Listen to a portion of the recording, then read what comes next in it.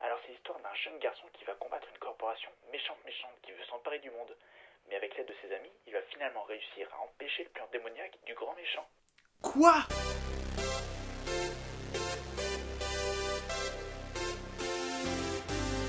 Ready Player One, c'est un film qui m'est teasé depuis énormément de temps. Ça fait facile plus d'un an qu'on m'en parle. Il y a eu des projections presse et des projections influenceurs où la majorité était dithyrambique et où la plupart des avis, avant même que le film soit sorti, disaient que c'était un film génial, le meilleur film de l'année carrément, et que Spielberg mettait tout le monde au tapis. Qu'en est-il pour ma part? J'ai trouvé que c'était un film génial, c'était un film vraiment divertissant à voir, qui respecte bien les codes du jeu vidéo et de l'univers geek en général, et visuellement c'est magnifique. Mais ce n'est absolument pas le meilleur film de l'année. Le film se déroule en 2045 à Columbus dans l'Ohio. Le monde s'est cassé la gueule petit à petit, à tel point qu'on a fini par être pessimiste de ce que devenait le monde réel. Et donc, petit à petit, on s'est enfermé dans l'Oasis, un univers virtuel créé par une société de jeux vidéo. Donc toute la population, pour échapper aux problèmes de la société réelle, s'évade dans cet univers virtuel. Un univers virtuel qui permet des rencontres et qui, plus généralement, permet de se divertir, de sortir de la vie minable qu'on a dans la réalité. Il s'avère que James Halliday, le créateur du jeu, va décéder et donc va léguer son bébé et sa fortune, 500 milliards de dollars, via un grand jeu. La personne qui aura réussi ce jeu gagnera le contrôle de l'Oasis. Comment faire pour gagner? C'est assez classique, en tout cas dans l'intitulé. Il y a 3 clés disséminées dans le jeu permettant de trouver un easter egg. C'est un jeu d'ailleurs qui est énorme et qui laisse libre cours à toutes les imaginations. C'est un peu le jeu vidéo ultime où on peut tout faire, interagir comme dans les Sims ou VRChat, jouer à des FPS, à des jeux de baston, etc. Et puisque l'Oasis est énorme et que tout le monde y est, forcément pour des entreprises capitalistes, c'est une aubaine. La personne qui arrivera à gagner ces 3 clés et trouver l'easter egg remportera donc le contrôle total de l'Oasis et la possibilité d'en faire ce que bon lui semble. Une entreprise d'ailleurs va tenter de profiter de l'occasion pour essayer d'avoir le contrôle de l'Oasis, et on peut alors faire un parallèle avec Charlie et la chocolaterie. Dans Charlie et la chocolaterie, Willy Wonka cache des tickets d'or dans des tablettes de chocolat permettant de visiter l'usine de fabrication fermée des années auparavant. Dans le film, les parents d'un des enfants vont acheter des quantités impressionnantes de tablettes et vont embaucher du personnel chargé exprès d'ouvrir ces tablettes de chocolat dans le but d'y trouver un ticket. C'est exactement la même chose dans Ready Player One.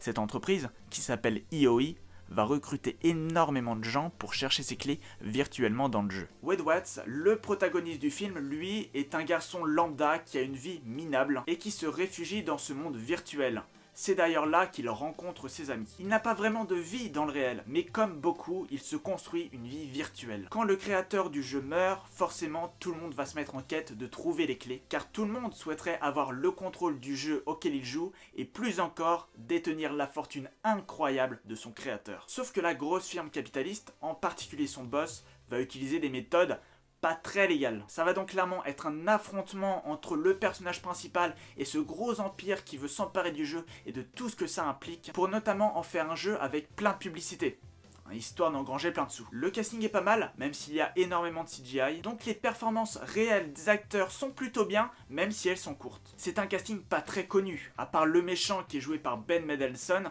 et le co-créateur du jeu qui est incarné par Simon Pegg. Les quelques notes d'humour fonctionnent et ne tombent pas à plat, mais au niveau de l'histoire, c'est finalement assez commun. Ce qui plaira, c'est la mise en scène et les effets spéciaux qui sont géniaux. Le film en lui-même est cool, mais c'est clairement pas le film de l'année. Mais c'est un film qui est génial, qui visuellement est dingue, et forcément la grande majorité du temps, ça se passe dans cet univers virtuel. Donc on peut se permettre toutes les fantaisies du monde avec les CGI. Spielberg se le permet, et c'est magnifique. Notamment la scène de course qu'on voit dans les bandes annonces et qui est vraiment très réussie. Les effets spéciaux de ce film sont tellement joliment faits que c'est de loin le meilleur univers virtuel que j'ai pu voir depuis Avatar. Ça transpire le perfectionnisme et la volonté de bien faire. Spielberg se sert habilement de l'immense majorité du film qui se passe dans cet univers virtuel pour réaliser ses fantasmes de réal et de metteur en scène, nous offrir des plans superbes et associer virtuel et réel de telle sorte qu'on switch de l'un à l'autre tout au long du film sans être gêné. Mais niveau scénaristique, c'est pas ouf. C'est assez lambda en fait. L'histoire se déroule dans un univers typé jeu vidéo, puisque l'univers geek est principalement composé par le jeu vidéo en général, D'ailleurs, l'Oasis est un jeu vidéo. C'est pas ouf parce que même si le film est vraiment bien, par rapport à tout ce qu'on en dit, niveau scénario, c'est assez lambda. C'est le jeune garçon qui va s'élever avec son petit groupe d'amis contre le gros méchant capitaliste qui veut s'emparer du monde. Ça fait un peu déjà vu et pas franchement original. Le système des 3 clés, c'est un gimmick de jeu vidéo, donc ça ne choque pas. Mais on voit bien qu'une construction est faite et qu'on n'est pas du tout dans un film open world. Parce qu'en soi, il n'y a pas de période d'approche où on va tester plein de jeux pour savoir lequel peut nous permettre d'obtenir ces clés. Au final, la construction du déroulement de l'histoire est assez basique. Quelqu'un découvre un indice permettant d'identifier le jeu qu'il faut gagner pour obtenir la première clé. Avec celle-ci, on obtient un indice sur le jeu de la deuxième clé, et ainsi de suite. C'est un des reproches qu'on peut faire à ce film. L'histoire se passe donc à Columbus, dans l'Ohio, mais c'est très bizarre parce que ce jeu a une ampleur planétaire. Ce jeu est joué dans le monde entier. C'est d'ailleurs pourquoi son créateur est immensément riche. Parce que ce ne sont pas seulement les Américains qui se sont réfugiés dans le jeu pour oublier leur vie réelle, mais bien le monde entier. En définitive, c'est très bizarre et simpliste que les amis que rencontre le personnage principal dans le monde virtuel ne soient pas vraiment éloignés géographiquement dans le réel. Bien sûr que forcément comme ça aide le récit. Parce que si le mec était américain et avait des amis français, indiens ou chinois, c'est sûr que c'est beaucoup plus compliqué pour se rencontrer. Là-dessus je comprends,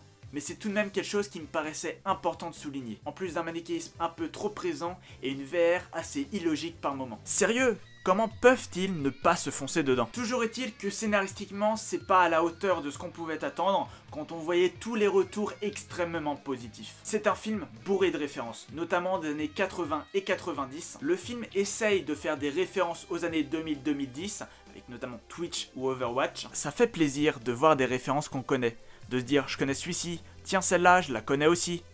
Mais les références passent tellement vite que ça en devient limite illisible et on n'a qu'une hâte, c'est soit de se renseigner, soit de pouvoir acheter le film pour pouvoir faire pause sur de nombreuses scènes pour reconnaître toutes les références qu'on n'a pas eu le temps de voir. La preuve, je n'ai pas du tout remarqué la présence d'Hello Kitty dans le film. Et vous? Il y a beaucoup de personnages iconiques dans ce film, que ce soit du jeu vidéo ou du cinéma. Il y en a certains qui sont expédiés un peu trop vite, qui passent très rapidement à l'écran, un peu trop rapidement même. Et d'autres personnages auxquels on s'attarde plus. Le contraste fait que c'est un petit peu dommage. On se dit qu'en enlevant quelques secondes par-ci par-là, ça n'aurait pas changé grand-chose à des personnages qu'on voit déjà beaucoup. Et ça aurait permis de mettre plus de visibilité sur des personnages qu'on a vus que trop rapidement. Il suffit qu'on détourne le regard, ne serait-ce qu'une ou 2 secondes, pour chercher sa boisson à ses pieds par exemple, pour louper des références. Les références sont sympathiques, mais à quelques moments ça fait vraiment fan service. Même si ces références évoluent dans un univers où notre avatar peut arborer le look de n'importe qui. En tout cas, c'est très sympa de voir autant de personnages différents.